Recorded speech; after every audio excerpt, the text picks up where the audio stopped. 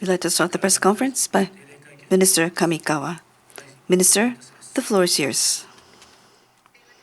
Thank you. I would like to address one matter, if I may. I would like to talk about one of the priorities for Japanese diplomacy for this year, which relates to strengthening ties with the Pacific Island countries. The Pacific Island countries are gaining in terms of their geopolitical importance. It's a very important region from the standpoint of Japan's own security and also from the standpoint of realizing free and open Indo-Pacific. In particular, this is a milestone year whereby we'll be conducting the 10th Pacific Island Leaders Meeting, or PALM 10. And it is important that we further expand relations with the Pacific Island countries by leveraging the aforementioned opportunities. Now, against this backdrop, I will be holding a meeting with Minister of State of the Republic of Palau, Minister Aitaro, today on the 19th, who is in Japan. Both countries have been carrying out very active initiatives in both the public and the private sector. We've also enjoyed very long-standing collaboration in many different international forums. This year will be marking the 30th anniversary of our diplomatic ties. And so throughout this year, we would like to further expand our friendship between the two countries. So at the meeting today, I would like to have very robust discussions with Minister of State, Minister Aitaro, who is a very good friend to Japan. Furthermore, in order to support the leaders' diplomacy in the run-up to PALM 10, I would like to make various measures to improve ties, inclusive of possible visit to the Pacific Island countries at an appropriate timing. That is all from my side. Thank you. Now let's receive your questions. Please use a microphone near you after you are appointed. Sankei Shimbun, Okada-san. Okada from Sankei Shimbun. On the 19th of February, there's going to be a Japan-Ukraine Conference on Promotion Economic Reconstruction. It is 1 month until the meeting. I believe there will be discussions on enhancing cooperation with the private and public sector to invite private investment. Please mention how this meeting is proceeding, and you visited Ukraine. So what is your thinking about the significance of this conference?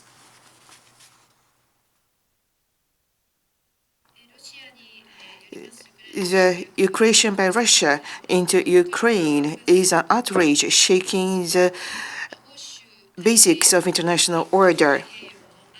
Security of Europe, Atlantic, and Indo-Pacific are inseparable, and we should not allow such a unilateral change of status quo using force. Based on this understanding,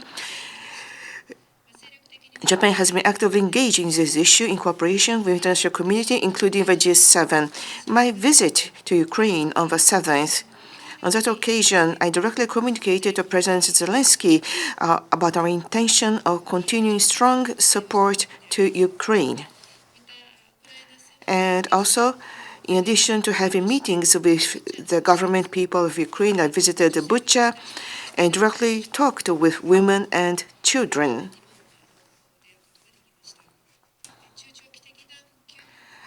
I became strongly aware of the importance of initiatives on the medium and long term for reconstruction and rebuilding of Ukraine and WPS. Next month is 2 months since Russia started its aggression. The Japan-Ukraine Conference for Promotion of Economic Reconstruction will start under such a situation, and from this perspective, it is important for Japan to take the lead in the international community to show our solidarity to Ukraine. And as for this conference, with the cooperation of the private sector, I hope this will be an opportunity to strongly promote initiatives to reconstruction and recovery of Ukraine jointly by private and public sector. At the same time, this should be an opportunity to raise the international atmosphere to support Ukraine with relevant countries including Poland, international organizations, and relevant companies of both countries. I intend to invite these institutions. When I visited Ukraine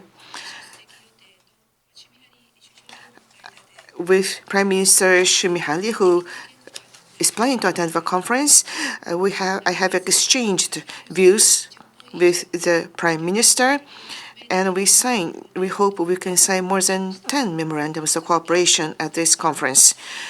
We'd like to continue with preparations to lead this conference to a success. Hidema-san from Kyoto Press, please. Thank you. Hidema from Kyoto. I would ask about the U.S. presidential election. On the 15th, there was an Iowa caucus for the Republicans, and now the selection of candidates has begun in earnest. This will impact not just U.S., but will have impact on the global situation, inclusive of Japan. So how do you see the presidential election up until November? What is your position vis-a-vis the U.S. presidential election? Thank you. Yes, thank you.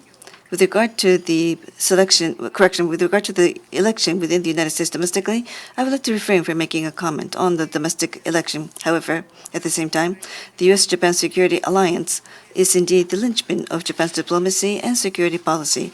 We will continue to monitor the situation with interest.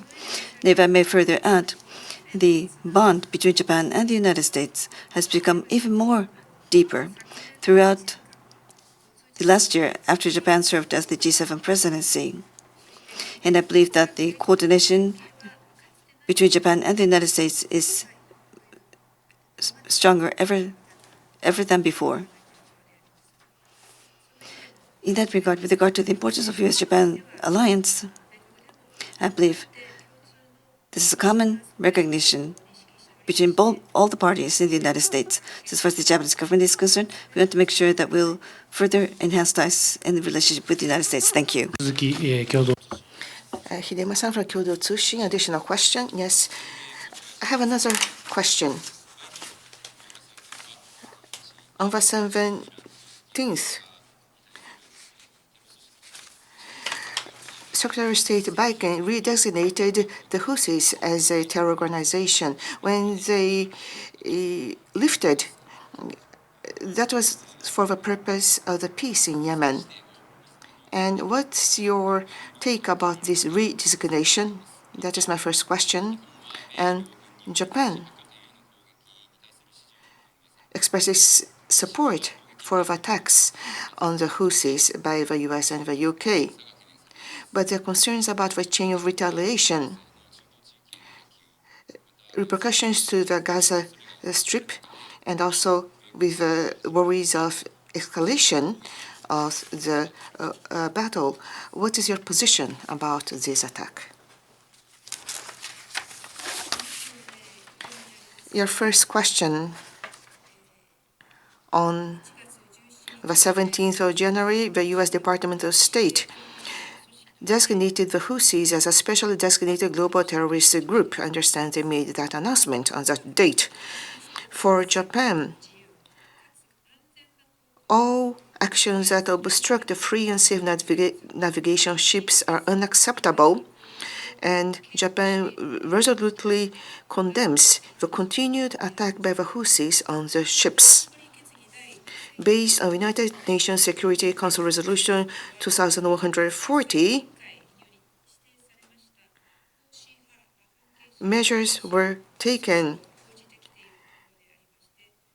against the Houthis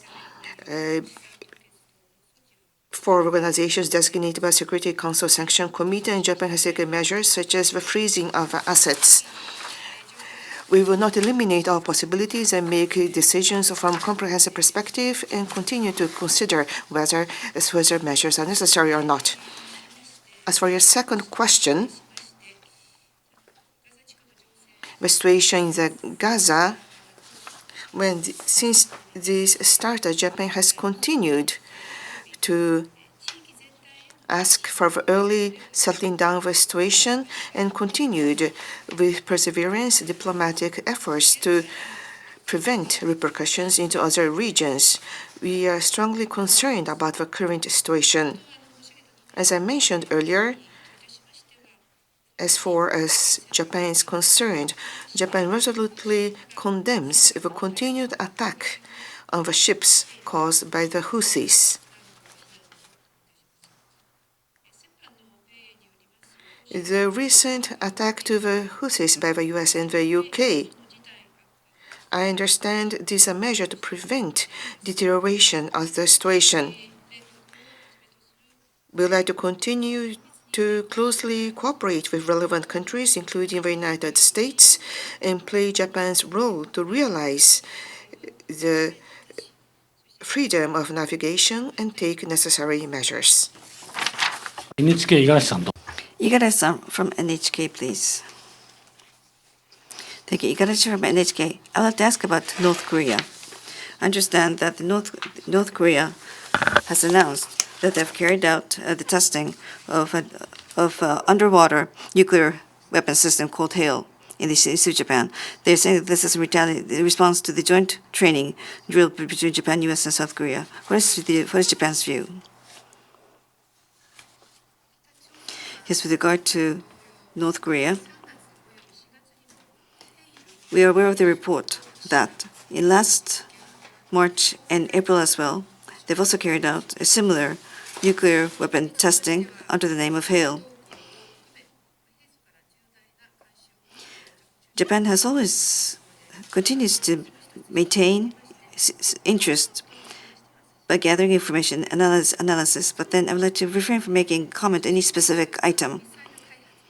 Now, with regard to missile development by North Korea, this is something that threatens peace and safety of Japan as well as of the international community and cannot be accepted. As far as Japan is concerned, we'll continue to gather necessary information. It will make an all-out effort to analyze as well as be on alert, and also will coordinate with the international community, with the United States as well as with South Korea. It will seek complete implementation of the relevant UN Security Council resolutions, and will seek complete elimination of nuclear and ballistic missile program in North Korea. Thank you. Ms. Azahari from Pan Orient News. Panoramic News. Japan has provided emergency assistance to the Palestinians in Gaza. What is the status of this assistance from Japan? And if it's not delivered, do you know about that? And do you know who is responsible for the not delivery? Thank you.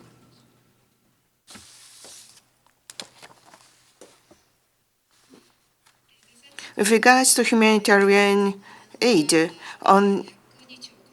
it is more than 100 years since the 7th of October that the battle has started.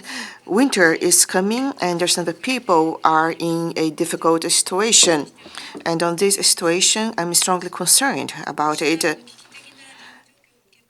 So on this critical humanitarian situation towards Palestine, Japan has provided a total of about $75 million of humanitarian assistance. Out of those, a part of assistance was provided through international organizations such as Food and Water, which has already reached the site and distributed to the citizens. And Japan, through Japan Platform, food support through Japanese NGOs is making adjustments for early distribution of food. In addition, through JICA, tents and medical consumables, such support goods have already arrived in Gaza and is being used by the local citizens and hospitals. In addition, Japan has sent a research team to Egypt centered on medical doctors. We will continue to provide support with speed and consider providing such support based on the local needs. Mr. Furukan of Turkey's Anadolu. Thank you. My name is Torukan Furukan. I would ask about the ongoing situation in the Middle East. Genocide has been carried out by Israel over the past 3.5 months. International community should take resolute position seeking responsibility on the part of Israel. And since October, Israel's attack in Palestine. Now, judicial procedure is underway. Also, in the ICJ, International Court of Justice, I understand that legal procedures have begun vis-à-vis Israel. What is Japanese government position on this matter? What are your expectations toward these procedures? I would appreciate your response. Thank you very much.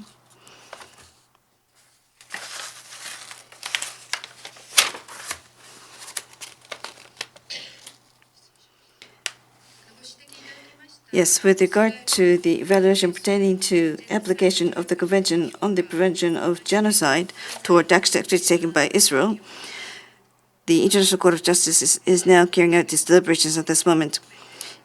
We would like to refrain from commenting on this specific with regard to this matter. As far as Japan is concerned, we will continue to make efforts to gather relevant information, and we will continue to monitor the situation with interest with regard to the ongoing legal procedures. Thank you. Next question from IWJ. Thank you. I'm from IWJ. My question is about the situation in Ukraine. Last week, the Russian media reported that the U.S. will resume its import of Russian oil, and the price was above the set price. This is a violation of sanctions against Russia. U.S. is also purchasing uranium from Russia. U.S. and Europe seems to be refraining from making sanctions, and they're not interested on sanctions anymore. Should Japan lift the sanctions and resume import of energy from Russia?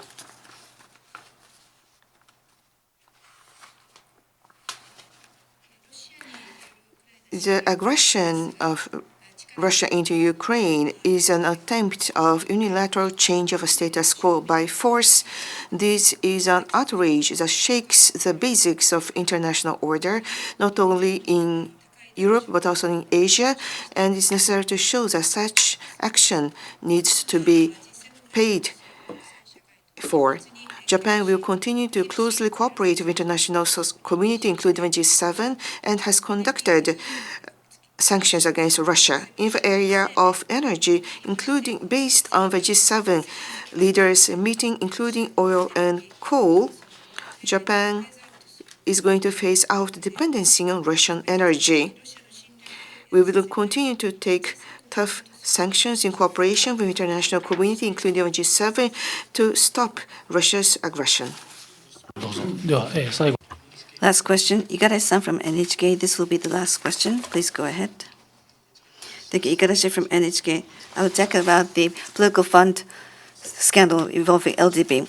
The Special Investigative Unit of Tokyo Prosecutor's Office has decided to indict the treasurer of the Kishida faction. You're a member of the Kishida faction. What are your thoughts? And also, Prime Minister Kishida has also indicated that he might consider the possible dissolution of his own faction.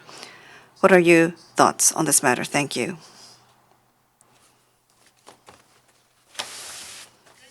Yes. As someone in the capacity of Minister of Foreign Affairs, I would like to refrain from commenting on the faction. But the need to restore the confidence of the public, this is something that I gravely feel. Right now, within the LDP, various considerations and discussions are ongoing, I'm aware. As far as I'm concerned, we will make efforts so that we'll be able to restore the confidence of the public as soon as possible. We need to make robust efforts. Thank you.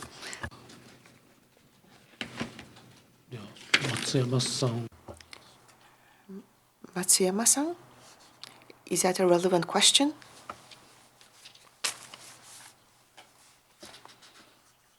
A relevant question. I'm Matsuyama from Asahi Shimbun.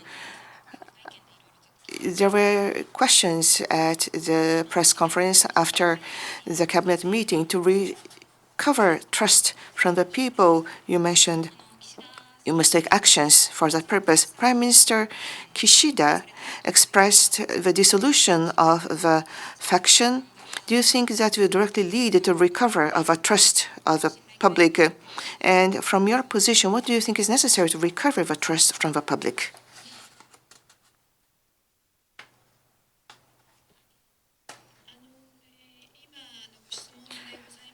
With regards to your question, what method should we take to recover the trust from various angles? There are many things that must be discussed. It's not one solution to reach an overall solution. Many elements are relevant. And in that sense, as I mentioned earlier, to recover trust from different angles, variety of angles, we should consider and discuss and be accountable and implement those measures. I myself, from my position, as I mentioned, from the position of the foreign minister, I would like to refrain from expressing the comments from my own position. But in being engaged with diplomacy, trust towards Japan should be the basis for foreign relations. That is a very important point. So, with sincerity, I want to take my approaches and implement firmly what is mentioned. By repeating such attitude, I believe that is of utmost importance. In that sensitive area of diplomacy, diplomacy based on trust is very important from a long-term perspective. So domestic affairs and international affairs, I would like to be engaged on the same attitude. This concludes the meeting. Thank you very much.